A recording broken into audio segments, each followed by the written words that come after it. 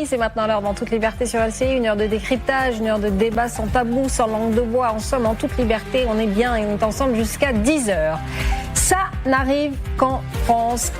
C'est un texte officiel, mais on dirait un inventaire à la Prévert. Les limeurs de cadres de vélo de la Loire, 20%.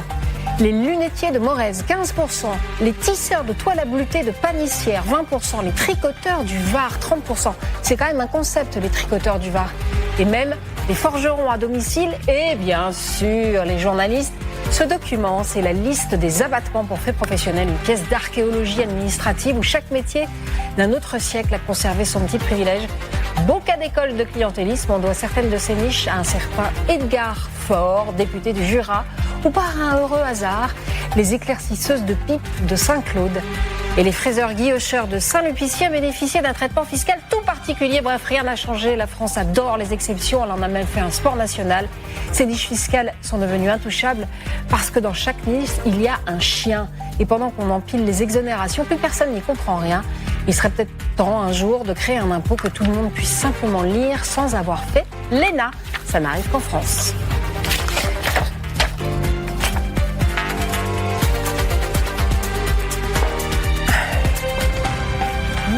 Cher Nicolas Dos, je suis à deux doigts de vous faire la bise, je passe auprès de vous. Bonjour cher Christophe Barbier. Je vous embrasse. Merci Nicolas de rester avec nous pour évoquer cette folie de la taxe en France. La nuit qui vient de se passer, c'est un summum là. On a envie de vous dire... C'est la nuit et quand les chats sont gris que les choses se gâtent. On a envie de vous dire Nicolas, bonjour Guillaume Auda, pardon. Bonjour, aussi. je suis sorti de la niche. Vous êtes sorti de votre niche de journaliste, oui, parce que abattement fiscal de massif. On a envie de vous dire, donnez-nous aujourd'hui notre taxe de ce jour, Nicolas. Alors, ça a un peu énervé Bruno Retailleau, qui était ce matin à la radio. Voici ce qu'il a dit, Bruno Retailleau. Parce qu'elle est encore moins votable qu'hier, puisque désormais, avec une alliance souvent entre le Rassemblement national et l'extrême gauche, LFI, c'était le cas cette nuit, avec 26 milliards d'euros de plus, il y a une folie fiscale, il y a un choc fiscal quasiment sans précédent. Et donc, je redis que nous, notre ligne, justement, c'est que on est dans un État qui a un double record de la dépense publique, record pour l'impôt. Voilà, c'était chez nos confrères de RTL. Alors, je ne sais plus s'il parlait du RN qui a fait adopter un amendement d'Éric Coquerel, inspiré d'Attaque, créant un impôt universel sur les multinationales implantées en France. Donc la folie fiscale continue, alors, Nicolas. Là, ce qui c'est pas bon, effectivement, la folie fiscale, d'une manière générale, on a apporté pour l'instant que des réponses fiscales aux difficultés de la nation, en supprimant en face les efforts demandés au pays pour baisser la dépense. Donc on pense qu'on va pouvoir régler tout problème par du prélèvement et substituer systématiquement un effort de dépense qui va malheureusement coûter à plein de gens, et pas forcément les plus nantis, par un super méga prélèvement qui va taper le 1% de tout en haut et qui va tout régler. Comme si on pouvait régler 170 milliards de déficit à l'année par des taxes concernant le 1 ou même le 2, le 3% du sommet des déciles. Alors, ce qui s'est passé cette nuit, c'est extraordinaire. Effectivement, dans une espèce de mouvement LFI-RN, on a voté une sorte d'impôt minimum sur les multinationales inspiré effectivement d'Attaque, ONG totalement anticapitaliste, et de Gabriel Zucman, que vous connaissez désormais, qui serait bien qu'il mette quelquefois sa réflexion d'économiste à une question qui serait comment améliorer la croissance du PIB et améliorer la croissance potentielle de la nation plutôt que comment essayer de la ponctionner. Bref. Et alors ce truc est absolument incroyable, on n'a pas tous les détails. Il s'agirait donc d'une sorte d'impôt minimum à 25% sur les multinationales qui entretient une confusion totale entre ce qui est le chiffre d'affaires d'un côté, ce qui est le bénéfice de l'autre. Ah ouais, là on est au niveau, zéro de l'économie quand même. Enfin, on est vraiment dans la politique et on n'est pas dans l'économie. Mais ça depuis le début à peu près sur tous les sujets. On parviendrait d'un coup d'un seul à 26 milliards d'euros de recettes. C'est bon. C'est bon, on arrête tout. Alors effectivement, ça a provoqué quand même l'ire de Roland Lescure, qui a vraiment considéré, notamment à l'endroit de Marine Le Pen, bon là vous venez vraiment de rentrer dans le grand n'importe quoi. Rester à la foire, a-t-il dit, et il a surtout expliqué que concrètement on risquerait de se trouver en contravention avec quelques 125 conventions bilatérales signées entre la France et d'autres pays, des conventions fiscales destinées à éviter la double imposition, alors que là on risquerait d'entrer dans la double imposition. Tout ça est évidemment techniquement un peu compliqué, mais là dans le domaine stratosphérique du délirium fiscal, avec cet amendement, voté par les deux extrêmes du Parlement, on a vraiment touché du très très lourd. Parfois, on se demande si les deux extrêmes vont se rejoindre finalement. Si c'est pas ça, si l'avenir de la politique, c'est pas la fusion des droites, mais la fusion RN et LFI, Christophe. Le rouge-brun, c'est évidemment un fantasme qui est alimenté par des exemples étrangers. Par exemple, pendant une période, en Italie, à cause de la proportionnelle, on a eu 5 étoiles et Salvini dans la même aventure gouvernementale. Ça n'arrivera pas en France parce que ce qui les sépare est plus fort que ce qui les réunit. Ce qui les réunit, c'est ça, c'est ce délire fiscal avec cette dimension sociale. On va plaire aux électeurs en tapant sur les riches puis en faisant des cadeaux, la retraite à 60 ans ou à 62 ans. Ce qui les sépare, c'est l'immigration, la réflexion sur la sécurité, sur l'identité. Et là, on a une ultra-gauche tellement post-marxiste qu'elle ne peut pas se retrouver à faire alliance avec l'extrême droite. Ça n'est arrivé qu'une seule fois dans notre histoire, hein, c'est pendant l'occupation. Puisque là, vous avez eu une extrême gauche, communiste, socialiste, qui est allée vers la collaboration et qui a retrouvé une certaine extrême droite. Vous voyez, il a fallu un facteur extérieur majeur, invasion du pays, le Premier ministre était un socialiste pendant la collaboration, Laval. Ah bah Laval avait commencé au PS, Doriot était au PS, DA était au PC, oui, toute la belle gauche a fourni un certain nombre de collaborationnistes. Oui. Et elle a fourni au plus cette époque-là a fourni quand même des résultats absolument fascinants, puisque c'est quand même sous la France de Vichy qu'on invente le système de retraite par répartition. Nicolas, oui, c'est vrai. J'ai quand même une question pour vous deux d'ailleurs, pardon Guillaume, mais est-ce que la France, on dit qu'elle prête bien parce que notamment c'est le pays du consentement à l'impôt. Est-ce qu'on va pas finir par ne plus être le pays du consentement à l'impôt? Il y a des moments où on peut commencer effectivement à abîmer ce consentement à l'impôt. Et le risque existe. Parce que quand vous voyez l'état du service public, et là, la folie fiscale, on a trouvé un truc qui va vous plaire sur les réseaux sociaux. Une dame qui a une proposition intéressante. Et moi, j'en ai plein, des familles. Alors, attendez, regardez, parce que là, il y avait une députée qui proposait un crédit d'impôt pour la stérilisation des animaux de compagnie. Donc, la dame, une Aurélie Gascon, qui dit: est-ce qu'il y a quelqu'un dans la salle d'un peu doué techniquement pour nous fabriquer un taxotron, le générateur d'idées de taxes complètement idiotes qu'on rigole un peu? On a le taxomètre, c'est Nicolas qui tous les jours nous dit où on en est des taxes. Et là, c'est la météo des taxes. Bon, là, c'est de la gentille dérision sympathique, mais enfin, on a quand même créé des bonus pour réparer les vêtements avec différentes subventions en fonction de la taille de la fermeture éclair, ou comment réparer son grille-pain avec l'aide de Bercy. Et il y a des pubs dans les journaux en ce moment. Voilà. Non, mais là, en fait, globalement, là, alors moi, ce qui me rassure, c'est que tout ça va planter.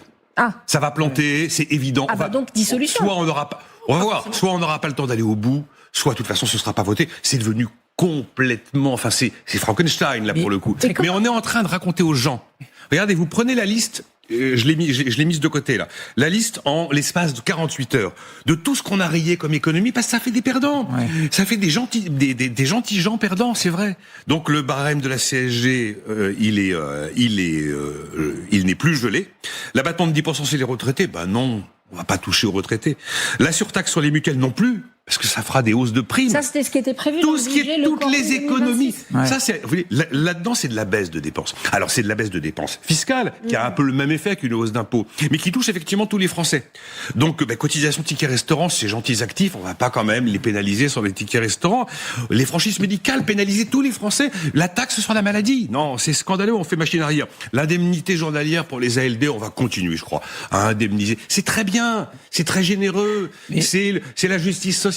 Mais avec 170 milliards d'euros de déficit à l'année. Rappelez aussi 3500 milliards de dettes.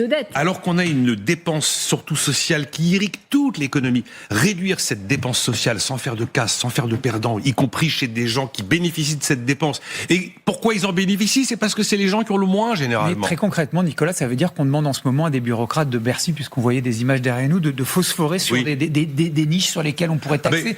Type la stérilisation, là, comme on l'a dit, c'est quand même assez ubuesque. Mais on demande à des bureaucrates en ce moment.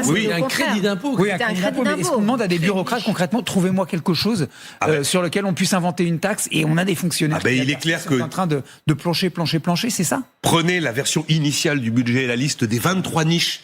Bon, il y en avait pas mal, j'en avais jamais entendu parler de ma vie. Vous avez des super techniciens très high level qui ont trouvez-moi des économies. Allez, je vais te tailler celle-là.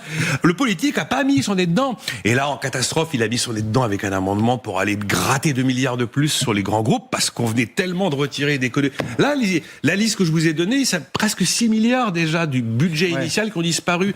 Alors on fait comment? On va aller chercher ça en faisant une taxe GAFA doublée. On va aller chercher ça. on va aller chercher ça en prenant 2 milliards de plus sur les multinationales, avec une surtaxe exceptionnelle qui devait disparaître en 2026 et qui finalement sera conservée tout en étant augmentée. Mais là, on est au bout de l'histoire. C'est pas illogique de taxer les GAFAM, Nicolas. C'est Alors, juste qu'on est tout seul. Attention, Anaïs, c'est pas les GAFAM, il y a ces 50 boîtes qui payent. Elles portent le nom GAFA, les méchants américains, mais vous avez des Français dans le lot qui payent cette taxe. Ouais. Et bon, si vous voulez, je veux bien qu'à coup de rustine, on supprime des efforts parce que ça fait des perdants en faisant payer ceux qui objectivement peuvent payer. Mais on va pas atteindre 170 milliards d'euros comme ça. On va pas stabiliser la dette de la France uniquement avec des taxes sur des cibles hyper étroites, avec des niveaux d'imposition très élevés. Vous dites ce qui vous rassure, c'est que ça ne passera pas. Mais oui, mais ça passera pas. Ouais, mais qu'est-ce qui va se passer? Ce qui va se passer, on peut refaire. Christophe l'a fait 50 000 fois, en fonction que. Et vous savez que la pédagogie, c'est. Oui, en fonction que la durée de l'examen est respectée ou pas. Si la durée de l'examen est respectée, on peut imaginer que il y a pas de vote et qu'à ce moment-là, c'est les ordonnances qui s'appliqueront. Si la durée de l'examen n'est pas respectée et que c'est patatras fin décembre, ce sera la loi spéciale, mais cette fois-ci, ça risque de pas être pour 6 semaines, ça risque d'être pour 12 mois. Hein. Dans ce qu'on voit, Christophe, dans ce qui se passe dans l'hémicycle et à l'Assemblée nationale, il y a quand même quelque chose d'assez frappant, c'est que les députés ne sont pas au niveau. C'est-à-dire qu'ils ne savent pas de quoi ils parlent. Non, mais vous êtes d'accord, Nicolas? Oui. Franchement, il y a des gens qui disent oui, alors qu'on on a économisé toute notre vie pour notre retraite. Non, frère, t'as pas économisé toute ta vie pour des retraites. Frère. Oui, frère. Non, mais il y a plusieurs choses. D'abord, vous avez vu Olivier Faure sur Bernard Arnault? Non, mais c'est extraordinaire. C'est-à-dire, c'est quoi ce niveau? Ça a toujours été comme ça ou ça a toujours été comme ça? Il y a plusieurs problèmes. Il y a un problème de députés qui, en effet, ne font que de la politique et pas de l'économie. Donc, qu'est-ce qu'ils veulent? Ils veulent faire plaisir à leurs électeurs. Ouais. Donc, évidemment, on va garder les dépenses et puis on va taper sur les riches parce que ceux-là, on n'en a pas beaucoup dans la circonscription. Après, il y a un autre problème, c'est l'inverse. C'est des députés qui sont trop spécialistes, qui connaissent trop telle profession, telle niche, tel dispositif et qui vont se faire une réputation en défendant, en argumentant. Et ça, c'est le pire. C'est le pire. Ça aboutit d'abord à des choses illisibles, tellement elles sont techniques. Et puis, en effet, quand on additionne, on arrive à des pertes colossales pour l'État. Pourquoi? Parce qu'aucun de ces députés ne se dit à un moment donné, stop. On va penser intérêt général. Et même intérêt supérieur de la nation. Le seul moment où ils se demandent l'intérêt supérieur de la nation, où est-il? C'est quand ils hésitent entre un mauvais budget et une dissolution.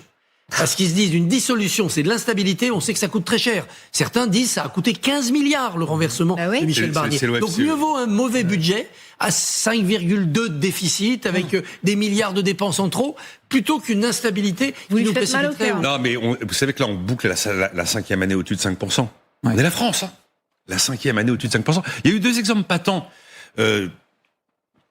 D'incompétence, quand Éric Coquerel, président de la Commission des Finances, dit chez des gens que je connais bien, qui font de l'économie, « Ah non, la taxe Zuckman, l'entreprise qui ne gagne pas d'argent ne la paiera pas. » Si, l'entreprise qui ne gagne pas d'argent la paiera car elle est sur la valeur, elle n'est pas sur les revenus, elle est sur le stock, elle n'est pas sur les flux. Monsieur est président de la Commission des Finances. Ou tout récemment, Olivier Faure qui dit, le jour où LVMH a fait des étincelles et prend 12% à la Bourse de Paris, il dit, rendez-vous compte, hier, monsieur Bernard Arnault a touché 19 milliards d'euros dans la journée.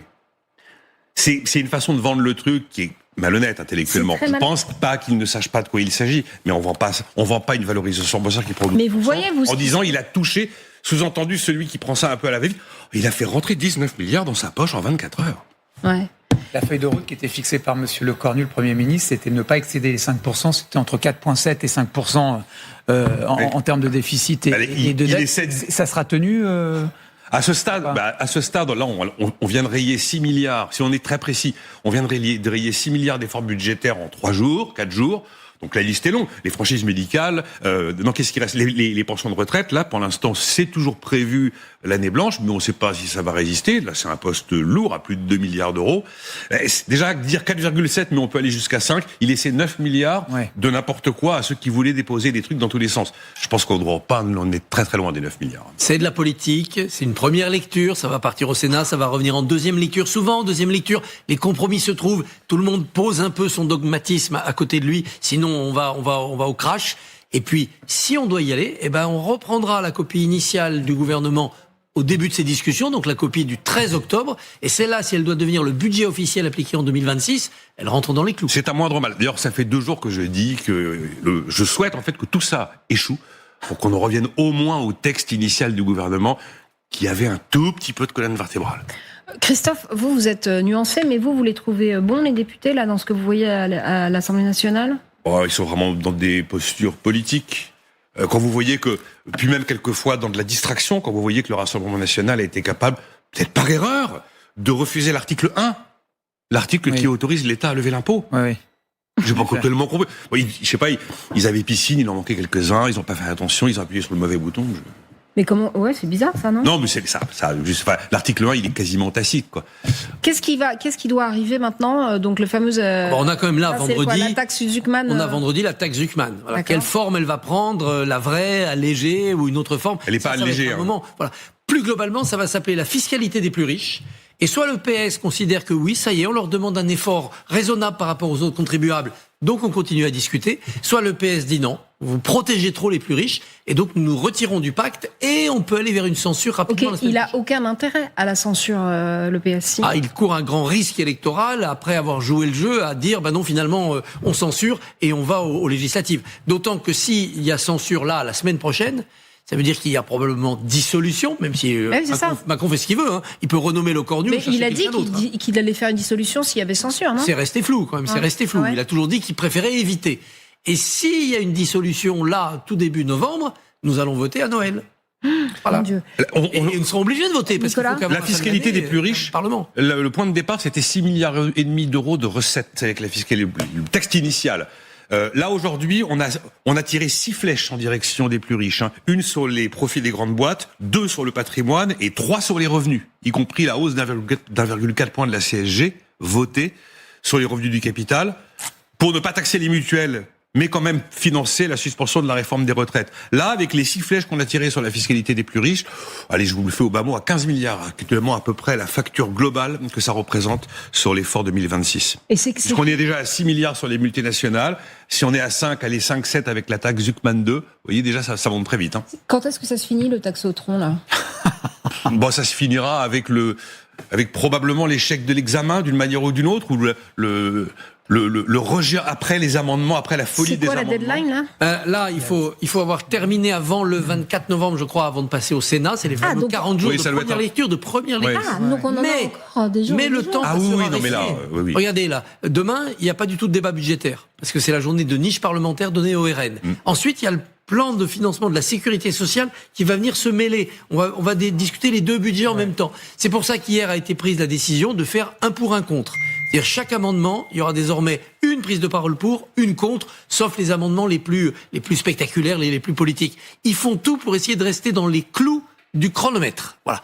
Et ne pas se trouver piégé par le temps, même si, encore une fois, si on dépasse le temps, ça arrange le gouvernement. C'est les ordonnances, ça arrange peut-être la France. Mais c'est un grand mensonge. On est en train de faire croire à l'ensemble de la nation qu'on peut se passer d'un effort collectif de réduction de la baisse de dépenses, car on aura toujours une solution de prélèvement payée par une minorité. Ça ne se passera pas comme ça. Ça n'est pas possible. Aucune des grandes nations qui étaient à la dérive de ces comptes publics n'est parvenue à remettre d'équerre le système sans une phase de transition qui suppose, c'est vrai, un appauvrissement, souvent relatif, d'une partie de la population. Car quand vous baissez cette dépense publique, c'est de l'argent en moins qui ira dans la poche de gens qui sont pas des nantis et qui sont les premiers bénéficiaires de cette dépense publique. Mais c'est un passage obligé, on ne peut pas en faire l'économie. Quand vous interviewez des Italiens sur le sujet, la ministre avait d'ailleurs, quand ils ont commencé leur réforme, elle avait promis du sang et des larmes, et elle était elle-même en larmes.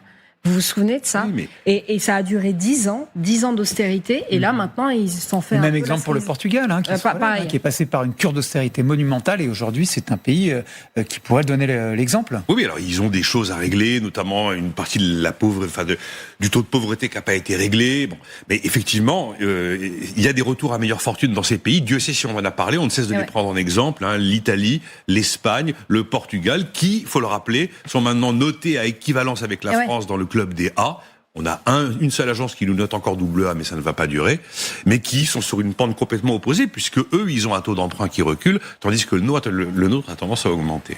Merci beaucoup, Nicolas, d'être resté. Je suis super heureux en ce moment. Vous avez vu la joie, l'épanouissement total. Merci pour. Et alors, quand j'ai vu cette nuit ce qu'ils avaient fait, je me suis dit, non, là, vous êtes champion du monde. Il y en a encore pour 60 jours, 70 jours, là. Mais je pense. Vraiment une dissolution, c'est l'instabilité, c'est la crise puissance 10. Ouais. Bon, non, mais c'est maintenant, pas comme si on n'y était pas déjà. Non. Merci. Donc, à très bientôt pour le taxotron. Oui. Au revoir, Nicolas. Passez une bonne journée. On accueille maintenant, c'est l'heure de la une, numéro 2. Allez, et on accueille qui? On accueille Magali Barthès, journaliste internationale à LCI, qu'évidemment vous connaissez tous bien, et on accueille Arthur Saradin. Pierre Saradin. Arthur Saradin. Quoi. Venez Arthur. J'ai été tellement, merci Nicolas, j'ai été tellement bouleversée par la lecture de votre livre. On va en reparler. C'est un livre absolument incroyable. Ouais, il est là. Guillaume. Il est magnifique. Là, on a quand même par l'auteur. Ah, dédicacé par l'auteur. Ouais. J'ai eu la chance de rencontrer à Bayeux des reporters de guerre. On a sur le plateau parmi les tout meilleurs spécialistes des relations internationales, notamment au Moyen-Orient. Donc merci d'être là. On va ouvrir cette partie internationale sur ce cessez-le-feu qui semble bien fragile entre Israël et le Hamas. On dirait qu'il est en train de vaciller. Des avions israéliens ont mené hier des frappes contre la bande de Gaza, faisant je ne sais pas combien de morts parce que 100 morts disent les sources sur place et souvent, bien souvent, il faut le déplorer, des civils, des femmes, des vieillards, des innocents. Des enfants aussi. Des enfants, quand ce sont des cibles qui sont Hamas ciblées, disent les Israéliens par leur armée. Pourquoi ont-ils repris les frappes, là, les Israéliens ? Alors, deux raisons. Hein. Le Hamas, dernièrement, il y a 2 jours, a ouvert le feu sur des troupes israéliennes, des troupes de génie, c'est-à-dire qui font du bâtiment ou alors des ponts ou alors des infrastructures, donc qui travaillaient ou œuvraient, si je puis dire, dans le sud de la bande de Gaza à Rafah. Et puis il y a aussi également en creux toujours ce sketch, pardonnez-moi de l'expression, mais c'est de ça dont il s'agit, autour du rendu des corps d'otages au terme de l'accord qui a été donc signé, on s'en souvient, à Sharm el-Sheikh, entre Israël et le Hamas. L'un des corps rendus par le Hamas ces dernières 48 heures n'est autre qu'un corps qui avait déjà été récupéré par l'armée israélienne. Et ce sketch, pardonnez-moi l'expression, parce que c'est vraiment impropre, mais c'est de ça dont il s'agit, parce qu'il y a une part de cynisme dans ça. Ça avait déjà eu lieu, vous vous souvenez, en février dernier, avec le corps de Madame Bibas, Shiri Bibas, la mère de ses 2 enfants. Elle et ses 2 enfants avaient été enlevés, on s'en souvient, le 7 octobre 2023. Dans un premier temps, le Hamas avait rendu un corps qui n'était pas en réalité celui de Shiri Bibas. Ça avait créé en fait des atermoiements et une crispation monumentale. Il semble que pour des raisons ou pour d'autres, je sais pas, je suis pas dans la tête des gens qui décident ou qui retrouvent les corps parce qu'ils sont difficiles à retrouver sous les décombres, mais en tout cas qu'on rejoue un peu cette petite musique nauséabonde, si je puis dire, et ça a entraîné du point de vue des Israéliens également une rupture de l'accord et donc la reprise des frappes. Magali ? Ce qui est intéressant, c'est de voir la réaction américaine, parce qu'évidemment, le crédit de Donald Trump, il est sur le... On a la réaction de Donald Trump. Il a réagi, il est en voyage en Asie, lui. Il a réagi à bord de Air Force One, comme il le fait souvent, on l'écoute. Ils ont tué des soldats israéliens, donc les Israéliens ripostent. Et ils devraient riposter. Quand cela arrive, ils doivent riposter. Cela compromet-il le cessez-le-feu ? Non, rien ne va compromettre cela. Il y a une volonté quand même plutôt d'essayer de calmer le jeu du côté de Trump, parce qu'il joue sa crédibilité sur le fait que son plan pour le Proche-Orient tienne. Et c'est vrai qu'on sent une administration Trump qui cherche plutôt à minimiser les accrochages et les bombardements, la reprise de bombardements israéliens. On a vu Donald Trump, là on vient de l'entendre, son vice-président dit exactement la même chose, qui était dans la région aussi cette semaine, en disant il y a des accrochages, mais c'est pas pour autant que le plan Trump est compromis. On a vu un nombre de défilés de responsables américains ces 2 dernières semaines dans la région extrêmement impressionnant. On sent bien que pour l'administration Trump, il faut absolument que ce cessez-le-feu tienne et qu'ils vont mettre des moyens colossaux pour que ça tienne. Ils ont envoyé notamment 200 soldats américains pour surveiller ce cessez-le-feu, à tel point que c'est en train de créer une certaine exaspération chez des responsables israéliens qui se trouvent un petit peu trop sous la tutelle américaine. Ah oui, c'est vrai. Ouais. Vous vivez au Liban, vous Oui, moi j'allais dire même cette idée... on a la crainte peut-être de ce modèle libanais qui pourrait se reproduire à Gaza. le modèle de l'opération permanente. Au Liban, depuis le cessez-le-feu qui a été mis en place l'année dernière, on a eu plus de 5000 à 6000 violations du cessez-le-feu côté israélien. On voit des bombardements presque tous les jours dans la région du sud-Liban, des drones qui survolent le pays aussi à peu près tous les jours. On peut voir aussi, faire le parallèle avec la Cisjordanie, avec des exactions qui sont parfois quotidiennes par les colos israéliens, l'armée israélienne. Ce risque aussi du cessez-le-feu à Gaza, c'est que ce soit un vrai faux cessez-le-feu et qu'on ait une baisse dans l'intensité des combats et des bombardements, mais qu'on reste dans ce processus d'opération permanente. C'est ce que craignent surtout les civils gazaouis. Non, juste d'un mot pour préciser qu'en effet, rebondir sur ce que Magali disait, en effet, Israël est sous surveillance américaine, c'est clair et net. Ce qu'on peut regretter et déplorer, c'est que le Hamas ne soit pas soumise à pression également. On parle d'une force d'interposition, pour le moment, elle reste à un stade théorique, et c'est un vrai problème également pour quelque chose qui aille, disons, vers quelque chose d'un peu plus lumineux dans la région. On en est loin, Liban, Cisjordanie, Gaza, Israël. Pour le moment, tout ça est bien sombre. Ouais, merci. Alors, on va parler maintenant. On a l'habitude de faire des petits pas de côté, hein, Christophe, dans cette émission En toute liberté. On va parler, montrez-le, Guillaume, Arthur, de votre livre. Ce livre qu'on lit vraiment la gorge serrée, Le nom des ombres. C'est la Syrie que le monde a cessé de regarder, celle des prisons du régime Assad, des tortures, des disparus que vous connaissez. Vous êtes allé recueillir la parole des survivants de cet enfer concentrationnaire, hein, on peut appeler ça comme ça. Ces hommes et ces femmes qui sont sortis des geôles du régime, des lieux comme Sednaya. C'est ce lieu d'ailleurs de Sednaya, le camp de la mort où la barbarie a été méthodiquement organisée. C'était il y a un an, hein, la chute du régime de Bachar, et vous étiez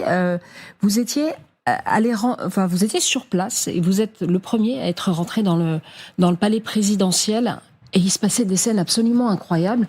On regarde, c'était en décembre 2024. Regardez.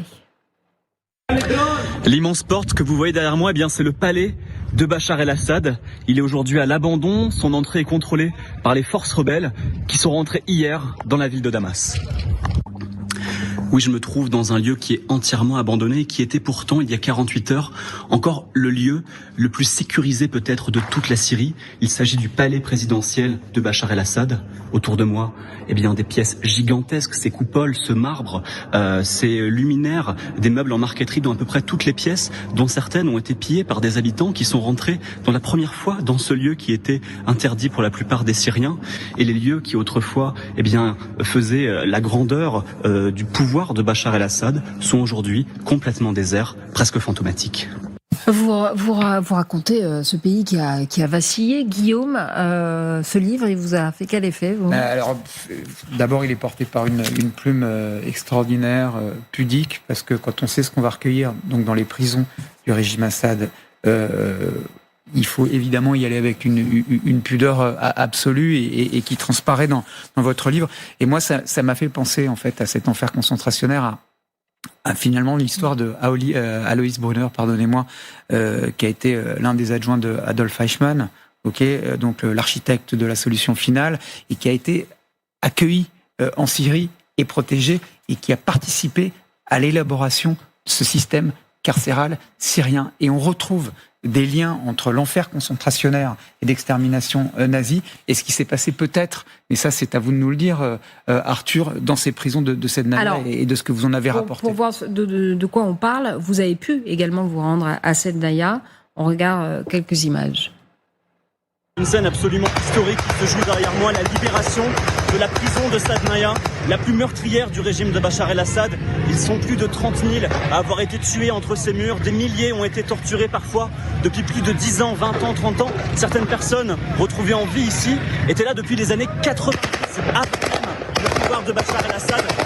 Vous l'entendez autour de moi, il y a ces tirs de joie, ce sont les tirs des groupes rebelles, notamment les islamistes de HTS, qui ont repris cette prison hier soir. Et ce que vous voyez tout autour, ce sont des milliers de familles qui montent en réalité le chemin vers la prison de Sednaya pour essayer de retrouver leurs proches. Voilà, donc vous avez retrouvé des gens qui sont passés par cette prison. Dans quel but, en fait ? C'est un devoir de mémoire ? Pour moi, oui, je pense.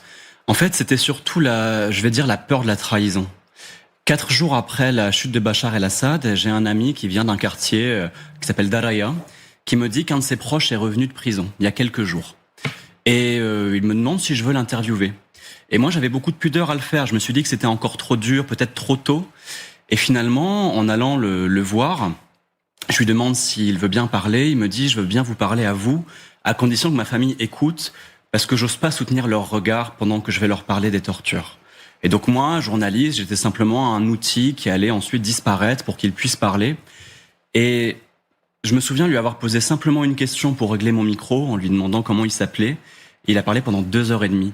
Il y avait un besoin tel de se raconter, de dire ce qui s'était passé, qu'il a parlé d'une traite. Lui, l'enfant qui avait été emprisonné à 18 ans, qui en est sorti à 31, s'est raconté d'un seul coup. Il n'y avait pas une virgule à enlever de son témoignage. Et c'est vrai que nous, dans nos médias, télévision, radio, écrit, j'avais pas la place pour raconter tout ça et j'avais l'impression de trahir en enlevant. Le livre, c'était vraiment le seul moyen de pouvoir retranscrire tout ce qui avait été dit dans sa vérité. Pourtant, Christophe, pendant que Arthur raconte l'indicible et fait part de ses témoignages, Emmanuel Macron, lui, serre les mains du nouveau pouvoir syrien, dont le dirigeant est un ancien djihadiste. Regardez, alors ça, c'était la réception de Ahmed El-Shara à l'Élysée le 7 mai. Et puis, poignée de main aussi entre Emmanuel Macron et Ahmed El-Shara au Palais de l'Élysée le 24 septembre.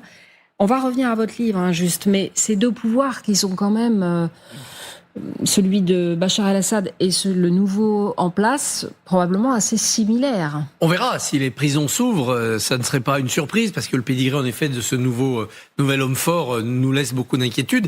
Mais la réelle politique faite de cynisme, c'est ça aussi. Vous remontez un peu le temps, vous remontez en 2007 et vous avez Bachar el-Assad dans la tribune officielle pour le défilé du 14 juillet en France, à l'invitation de Nicolas Sarkozy. Accueilli par Mélenchon à l'aéroport, vous vous souvenez de ces images. Mélenchon avait accueilli une fois Bachar el-Assad. Ah, Bachar, oui. Avant, quand il était, tout à fait, quand il était pas encore à la tête du pays, puisqu'il devait être ministre à ce moment-là de la République. Enfin bref, on a toujours été dans ce calcul-là. Le pari sur Bachar el-Assad, de la part des dirigeants occidentaux, on pouvait le comprendre. C'était un jeune dirigeant, c'était le fils de son père, mais tout de même, il avait été formé à l'occidental. C'était un médecin, il y avait sa femme. On se disait, tiens, il va y avoir un tournant de modernité. Le printemps arabe arrive, on se dit, il va surfer sur cette vague, et pas du tout. Là, il se retourne et montre sa vraie nature, comme son père, de dictateur absolu. Et vous parliez de réel politique, mais pour la France, il y a la question des djihadistes étrangers, et notamment des djihadistes français. Et Arthur, justement, a fait tout un portrait d'Omar Honsen, qui est le djihadiste français qui a créé une espèce de petite secte autour de lui à Idlib. Et c'est vrai que ça oblige aussi la France à reprendre langue avec le régime d'Al-Shara. Oui, bien sûr. Puis en plus, pour nous, se pose la question aussi de la nationalisation de ces djihadistes étrangers, parce que la nouvelle Syrie, alors je pense pas qu'on puisse totalement la comparer au pouvoir de Bachar el-Assad, même pas du tout. Non ? Non, parce qu'en fait, quand je parle de système concentrationnaire, le mot système est très important. En Syrie, autrefois, il y avait un agent du renseignement pour 140 personnes. C'était un des taux les plus élevés au monde. Ça n'existe plus. En Syrie, on ne se fait plus arrêter à tous les coins de rue pour des raisons absurdes qui pouvaient être un post Facebook, simplement se faire voler sa voiture par un agent du régime qui voulait se faire un peu d'argent. On n'est plus sur des systèmes concentrationnaires avec des prisons qui sont pleines à craquer dans toutes les branches du renseignement. Ça, vous en êtes sûr de ça ? Ah oui, il y a encore des prisons qui fonctionnent. Il y a encore des cas de torture. Et d'ailleurs, la prison a débordé sur la nation entière, si bien que beaucoup de groupes, qu'ils soient kurdes, des groupes pro-turcs, des groupes encore de l'État islamique encore actifs, font et perpétuent ces pratiques de torture et de barbarie qu'on a pu voir en Syrie. Mais le système n'est plus le même. Donc il y a quand même un soupçon d'espoir en Syrie. Mais ce qui est la réalité... Pas pour les femmes, hein. Je vous le dis, il y a un espoir pour tout le monde, mais en tout cas, les femmes continuent de se battre en Syrie. Il y a encore des groupes qui, aujourd'hui, il y a des femmes qui se sont présentées aux élections partielles législatives. Il y en a qui continuent de se battre pour essayer d'avoir un mouvement démocratique qui naît en Syrie, comme elles se sont battues au moment d'Assad. Les femmes, elles ont été en première ligne des mouvements laïques anti-Assad à l'époque. La réalité, par contre, c'est que la Syrie est un pays encore très conservateur et absolument morcelé. Le pouvoir syrien, aujourd'hui, est très faible, ne contrôle pas l'ensemble du territoire. L'État islamique est encore actif. Et d'ailleurs, on s'en rend compte quand on va en Syrie.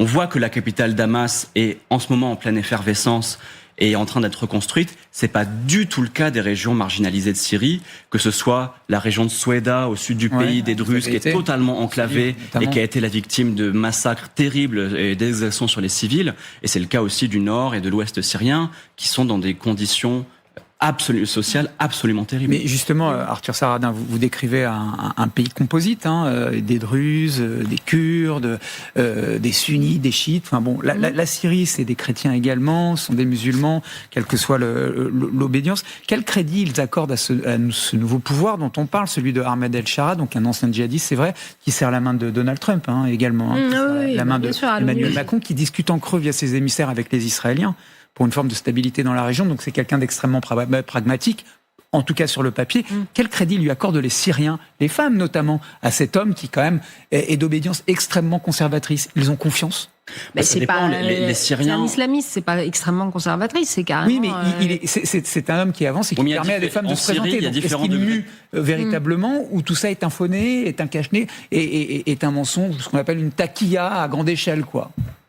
Lui, il se cache pas d'être un islamiste. Après, là, la nouvelle constitution, le projet de constitutionnel qui a été écrit en Syrie par 6 personnes qui étaient pas tout à fait des proches d'HTS, il y a même une juriste kurde à l'intérieur, il prévoit un État démocratique, libre, en opposition à l'ancienne constitution. La question, c'est de savoir si c'est un État qui va être applicable dans les faits. Il y a les promesses de ces mouvements et les promesses que Jolani ou Ahmed El-Shara, de son nom civil, fait à l'Occident. Aussi, on pourrait penser par séduction, notamment d'intégration des minorités. On pourrait aussi penser que c'est un choix pragmatique. Sans intégration des minorités, impossible de contrôler les zones kurdes et de faire une Syrie unie dans sa diversité. Mais là, par exemple, Magali, elle a soulevé la question des djihadistes français. Omar Hamsen, donc Omar Diaby, il était à Nice, il a fait venir des djihadistes en France. Le pouvoir en place est en train d'affronter ces mêmes hommes en ce moment même. Et de négocier. Ça, c'est encore un autre sujet, c'est toute la complexité de l'intégration des groupes djihadistes étrangers. Il y a certains groupes, comme Jaïch al-Islam, par exemple, qui ont été intégrés aux nouvelles forces armées syriennes, qui ont leur propre unité et qui sont aujourd'hui intégrés dans l'appareil militaire. Et ils ont fait promesse d'allégeance à l'État syrien et de plus se battre en tant que milice. Omar Hamsen, c'est un peu différent, lui. Son cas est plus celui d'une secte. Il a créé une sorte de petit émirat à lui dans un camp retranché au nord d'Idlib. Il refuse totalement de se soumettre aux autorités syriennes. Et le problème pour la France, c'est que c'est un homme qui continue à recruter. Le parquet national terroriste a arrêté encore 6 personnes depuis hier, le début de l'année. notamment aussi dans le grand papier du Parisien. On recommande vraiment vivement la lecture de votre livre. Vous racontez la mémoire éclatée d'un pays où tout vacille. Et vous savez cette phrase, le théâtre macabre qui s'est déroulé en Syrie s'est nourri autant de la cruauté des bourreaux que du silence des spectateurs. Il y a un chapitre fabuleux, d'un mot, ce que disent les murs, les inscriptions des et la lettre au papa, la lettre du papa aussi. Les poèmes que l'on retrouve. Bravo pour votre livre et merci à tous les deux d'être passés sur le plateau dans toute liberté. On se retrouve dans un instant avec ces Français qui n'ont plus confiance en leur politique. À tout de suite sur LCI. De retour sur le plateau dans toute liberté, c'est l'heure du carton rouge. Christophe, alors que les débats s'enflamment dans l'Assemblée, on l'a vu avec le taxotron, qui inventera la plus belle taxe au monde? Les Français regardent la scène médusée et ils trinquent quand même, ces Français. C'est écrit noir sur blanc sur le rapport annuel du Conseil économique et social et environnemental. Les Français sont tout simplement atterrés, regardés pas seulement par leur pouvoir d'achat, mais aussi par la stabilité politique du pays. C'est une situation qui les préoccupe. À 32%, c'est quand même très important, Christophe. Oui, c'est nouveau. Passer devant l'immigration, devant le chômage comme préoccupation, c'est totalement inédit et je vais vous le dire, c'est une excellente nouvelle. Moi, je suis ravi de voir les Français s'inquiéter pour leur situation politique. D'abord parce qu'elles le méritent, ça va pas bien. On est dans une crise politique, qui est une crise institutionnelle, qui est peut-être déjà une crise de régime. Peut-être le fait que le Cornu ait réussi un truc là un peu funambulesque, ça donne un peu de sursis. S'il tombait avec une nouvelle dissolution, une nouvelle pagaille, pas de majorité, la pression sur le président pour qu'il démissionne, etc., on serait vraiment dans une crise de régime, c'est-à-dire la Ve République s'effondre sur elle-même. On n'en est pas encore tout à fait là, mais c'est plus de la science-fiction. Donc ça veut dire quoi, ce sondage? Ça veut dire que les Français vont devoir s'en préoccuper. Soit par une réponse électorale, c'est-à-dire s'il y a une dissolution, faudra voter, peut-être choisir clairement un camp, soit par un engagement des citoyens. Il va y avoir les municipales. Dans quelques mois, on nous dit, oulala, crise des vocations, plus personne ne veut y aller. C'est le moment d'y aller. Parce que la situation politique inquiétante, elle ne se réglera pas sans les Français. Ou si elle se règle sans les Français, c'est le parti le mieux organisé, le plus dans le vent qui prendra le pouvoir, et ça se fera contre les Français. Parce qu'après, ils auront plus leur mot à dire. Si tu ne t'occupes pas de la politique s'occupera de toi. Donc j'espère un sursaut civique dans cette situation-là, dans cette inquiétude-là. À votre gauche, Christophe, Jean-Marie Le Guen. Bonjour, vous êtes éditorialiste, mais vous êtes surtout comment je pourrais dire ça, un éléphant du PS à l'époque. C'est ça on disait ça quand même. Oui, enfin, bon, l'époque des éléphants, c'était un peu avant. Mais... Rachida Dati en campagne. Dans cette campagne municipale, Pierre-Yves Bournazel, comment est-ce que vous accueillez cette nouvelle ? Est-ce que c'est le facteur de la division ?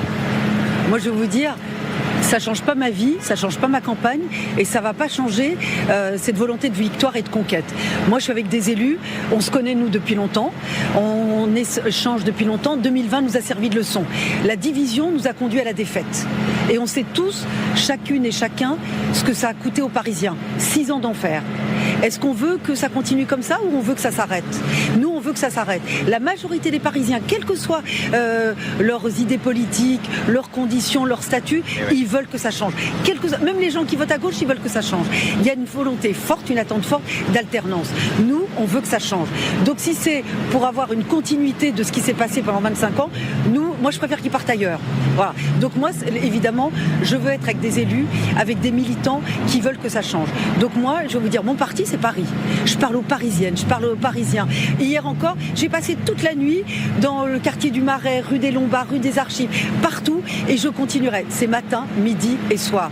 Une campagne, quand on fait de la politique, c'est matin, midi et soir. Ce que nous allons faire, ce que nous faisons, ce qu'on fait ensemble, et pendant 6 ans, les uns et les autres, que ce soit au Conseil de Paris, mais plus largement avec les parlementaires qui m'entourent, on parle de Paris tous les jours. Et on ne se résout pas à ce que le déclin se poursuive. Parce qu'il ne faut pas oublier, M. Bournazel va se rallier avec M. Grégoire. C'est les mêmes. Est-ce que les Parisiens ont envie de continuer 25 ans d'Hidalgo ? Parce que Grégoire, c'est le prolongement de Mme Hidalgo. Nous, on s'en fout, on avance, et je vais vous dire, on va gagner. Qu'est-ce que vous dites à Gabriel Attal et Pierre-Yves Bournazel aujourd'hui ? Vous tendez la main, revenez ? Non, nous, on tend la main à tout le monde. On est open partout. Nous, je vais vous dire, je n'ai jamais contraint personne à faire campagne avec moi. Je n'ai jamais contraint personne à être obligé d'être avec moi. Est-ce qu'ils ont envie de gagner Paris ou pas ? Est-ce qu'ils ont envie de changer Paris ou pas ? C'est le seul mot d'ordre. Voilà. S'agissant de la décision de Gabriel Attal, je vais vous dire, il disait lui-même qu'il ne comprenait pas les décisions du président de la République. Alors, je suis peut-être d'accord avec lui sur une des décisions. Moi, je n'ai pas compris pourquoi il avait nommé Premier ministre pour être dans ce comportement aujourd'hui. Voilà, c'est tout ce que j'ai à lui dire. Nous, on va faire campagne. Il faudra qu'il s'explique devant les Parisiennes et les Parisiens pourquoi, à un moment donné, il s'allie à quelqu'un qui appelle à la démission du président de la République, qui, effectivement, est dans l'opposition au président de la République. Gabriel Attal doit tout à Emmanuel Macron. Moi, voilà, je dis juste ça. Pour le reste, ce qui nous apporte, Parisiennes, les Parisiens, le cadre de vie, qu'on puisse remettre de la lumière dans cette ville. Il y a un premier sujet qui s'est invité dans cette campagne, c'est le Louvre. Il y a cette note du renseignement que vous avez pu consulter ce matin, qui s'inquiète de la sécurisation des musées, que le patrimoine soit pris en... Est-ce que aujourd'hui on est prêt ? Mais attendez. Musée, ministère de la Culture, c'est une chose. Si vous me parlez de Paris, je vais vous dire, Paris, ça fait 25 ans qu'on crève d'une idéologie. Madame Hidalgo et Monsieur Grégoire refusent la vidéoprotection sur Paris, sur l'ensemble de Paris. On est à un niveau de délinquance, à un niveau inédit de délinquance. Regardez, on a des agressions sexuelles, des agressions tout court, des violences tous les jours. Je parle du Champ de Mars, agressions sexuelles tous les jours sur le Champ de Mars. Et puis, on a un phénomène d'errance de plus en plus. Regardez les agressions, ce sont des gens qui errent toute la journée, évidemment, dans Paris. Et ce phénomène d'errance a été conforté, encouragé par Madame Hidalgo. Hier encore, j'étais dans le centre de Paris, on a trouvé un camp avec plein de tentes, avec, par exemple, j'ai rencontré des salariés de la ville de Paris, une femme qui a divorcé, le mari a gardé l'appartement, elle s'est retrouvée à la rue, elle est assistante maternelle dans une crèche du 20e arrondissement. Elle dort à la rue. On lui a enlevé son enfant parce qu'elle ne peut pas le garder. Est-ce que c'est normal ? Est-ce que Monsieur Grégoire s'intéresse à des situations comme ça ? Je ne me résous pas comme maire à voir des gens qui travaillent, qui pouvaient payer leur loyer, qui payent leurs charges, qui ont un enfant, on leur enlève leur enfant et on les met à la rue et ils travaillent à la ville de Paris. Moi, c'est pas ma conception de la politique, c'est pas ma conception comme maire de Paris. Et hier encore, on a trouvé une dame, 72 ans, retraitée. Elle a 2000 € net par mois de retraite. Elle passe d'errance en errance à ces 2000 € à payer une fois de temps en temps une nuit d'hôtel. Pourquoi ? Pour se mettre à l'abri. Elle dormait hier sur un trottoir en plein Paris. Est-ce qu'on se résout à ça ? Je me résous pas à ça. Vous savez que dans mon arrondissement, je fais tous les jours, je tourne dans les rues pour éviter ça. Quand vous êtes maire, vous avez une responsabilité de la voie publique pour la sécurité et la tranquillité des Parisiennes et des Parisiens. Je vais vous dire, avec moi, ça va changer. Ce sont des sujets primordiaux. Le Louvre aussi, c'est un sujet important pour les Parisiens. Tous les établissements sensibles. Est-ce que Madame Hidalgo s'est préoccupée de savoir sur sa ville, est-ce qu'elle avait des établissements sensibles ? Est-ce qu'il y avait des établissements qui risquaient une intrusion, une attaque, même de la délinquance aux abords ? Est-ce qu'elle s'en est préoccupée ? Quand vous êtes maire de Paris, vous avez une cartographie des établissements sensibles. Et vous dites là, il me faut de la vidéoprotection parce qu'il y a un risque, soit de délinquance, soit d'intrusion, soit même d'actes terroristes. Elle s'en est jamais préoccupée. Je n'ai pas trouvé une cartographie au musée du Louvre constituée avec la mairie de Paris. D'ailleurs, ils n'ont pas de lien avec la mairie de Paris. Est-ce que c'est normal ? Ça n'est pas normal. Merci beaucoup, Rachida Dati, d'avoir accepté de répondre à nos questions sur LCI. Voilà, alors c'était Rachida Dati en campagne dans le quartier Saint-Augustin, je crois. Qui est en campagne à Paris. Pourquoi, Christophe ? Parce que hier, il y a eu une sorte de tremblement de terre. On va revenir sur les gens qui étaient avec elle derrière. Mais juste hier, il y a eu une sorte de tremblement de terre pour elle. Renaissance, donc le parti du président de la République, dont elle est le ministre, elle est très proche en plus du couple Macron. Renaissance a décidé d'apporter son soutien à Pierre-Yves Bournazel, candidat Horizon, donc Édouard Philippe. Et il y a eu une sorte de schisme au sein de Renaissance, puisque les deux personnages qu'on a vus, Sylvain Maillard et Benjamin Haddad derrière elle, étaient membres de Renaissance, ils ont pris leur distance parce qu'ils veulent rester derrière Rachida Dati pour cette élection, le reste de Renaissance soutenant Pierre-Yves Bournazel. Donc en fait, on a un paysage parisien qui reflète assez le paysage national, en crise et éclaté. Les LR ont investi Rachida Dati, l'ont suspendu parce qu'elle a décidé de rester ministre, mais lui maintiennent quand même l'investiture parce qu'ils n'ont pas mieux à proposer à Paris. Renaissance se retrouve maintenant éclatée. C'est guère mieux à gauche, où la France insoumise, aussi, la France insoumise ne veut pas évidemment d'Emmanuel Grégoire, qui lui-même porte l'héritage d'Anne Hidalgo, alors qu'il a été dissident d'Anne Hidalgo et que c'était pas son candidat. C'est un paysage assez brouillé et assez illisible. Le fait quand même qu'elle fasse du terrain dès ce matin de manière très spectaculaire montre qu'elle est inquiète. Elle sait bien que cette division pour Rachida Dati, qui est une bonne candidate de premier tour, peut lui poser des problèmes pour le second tour. Parce qu'au second tour, il faut rassembler. Maintenant, la loi a changé, la loi électorale. Il n'y a plus la loi PLM, Paris-Lyon-Marseille. Ah oui, donc alors expliquez-nous ça. Avant, on votait par arrondissement. Et on votait pour des sortes de grands électeurs. De grands électeurs, des conseillers de Paris, qui choisissaient le maire parmi eux. Voilà. Maintenant, non. Les Parisiens vont choisir une petite liste pour leur arrondissement, très bien, et puis une grande liste pour Paris. Ça, c'est quand même vachement mieux, non ? C'est beaucoup mieux, c'est beaucoup plus clair. Ça rend plus facile la campagne pour les leaders, puisqu'ils seront identifiés vraiment comme tête de liste pour toute la ville. Par ailleurs, ça empêchera d'avoir plus de voix sur toute la ville et quand même d'être battu parce qu'on a moins de grands électeurs, ce qui était arrivé notamment à Marseille une année. Oui, c'est ça, parce qu'avant on pondérait en fonction de la taille des arrondissements. Exactement comme aux États-Unis, voilà, comme aux États-Unis où on peut perdre le vote populaire et quand même avoir le vote des grands électeurs. On pouvait être minoritaire sur la ville. Moins de voix. Voilà, on pouvait être minoritaire sur la ville, avoir moins de voix sur la ville et quand même avoir plus de conseillers de Paris. Alors l'ancien député que vous fûtes, Jean-Marie Le Guen, c'est quoi la carte postale là ? Parce qu'on a vu, député de Paris, la carte postale Sylvain Maillard, député de la 14e circonscription ou première circonscription. Haddad également, député de Paris. Enfin, malgré tout ce que vient de dire Christophe et qui est parfaitement juste, c'est l'idée d'une globalisation du vote. En fait, on s'aperçoit qu'il y a toujours une territorialisation, c'est-à-dire que on peut dire sans les critiquer a priori que M. Haddad et M. Maillard sont là parce qu'ils sont les élus de Renaissance, mais de l'Ouest parisien, c'est-à-dire où le mélange avec l'électorat LR est très puissant. Et donc, ils ne veulent pas s'en dissocier. Alors que l'autre partie de Renaissance, qui est plutôt du centre ou de l'Est ou du Sud de Paris, eux sont beaucoup plus libres, ont un électorat qui est plus divers, à la fois sans doute plus à droite, mais également plus du centre-gauche. Donc, j'allais dire, la géographie la géographie électorale continue à imposer un certain nombre de règles dans le choix des différents leaders.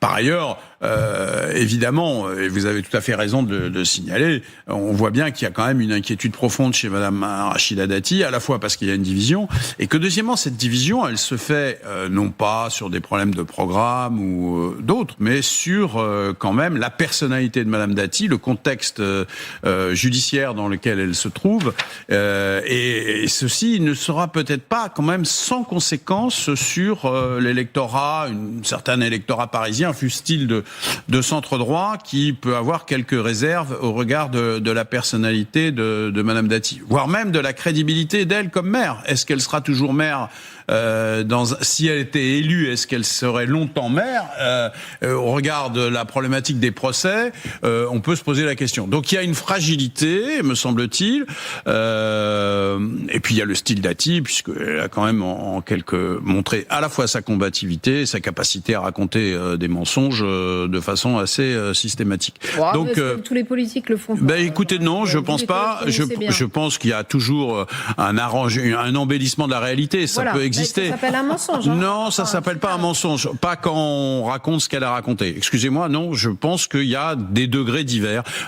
Entre un politique français qui n'est pas toujours brillant, je croyais qu'on va peut-être en parler aussi, oui. Mais ce que raconte Monsieur Trump et la manière dont il s'exprime, c'est pas la même chose. Il y a un rapport à la vérité qui n'est pas tout à fait le même. Même si le rôle des politiques, c'est évidemment de critiquer plutôt au-delà de ce qui est peut-être juste la personne qui est en face de vous et de valoriser son propre bilan ou son propre projet. Ça, on peut le comprendre. Mais de là à proférer de façon assez systématique et sans avoir la moindre crainte un certain nombre de contre-vérités, c'est peut-être un peu différent. Christophe, qu'est-ce que ça nous dit de l'état du bloc central ? Le bloc central est en train de se disloquer. Et de la droite, d'ailleurs. Oui, on assiste à la fin du macronisme, c'est évident. On a vu Édouard Philippe appeler à la démission du président, on voit Gabriel Attal faire des choix politiques qui ne sont pas ceux du président. Le macronisme est dans sa phase archipélisation. Voilà. Est-ce que ça recrée un face-à-face classique, droite de gouvernement, gauche de gouvernement, comme on avait en 2007, 2012, 2017 ? Pas du tout. Les LR sont très mal, ils sont eux-mêmes divisés, ils ont eu une valse hésitation terrible au moment de la formation du gouvernement Le Cornu, et le PS n'arrive pas à se libérer de la France insoumise, tente quelque chose avec le Cornu, mais pourrait le payer dans les urnes.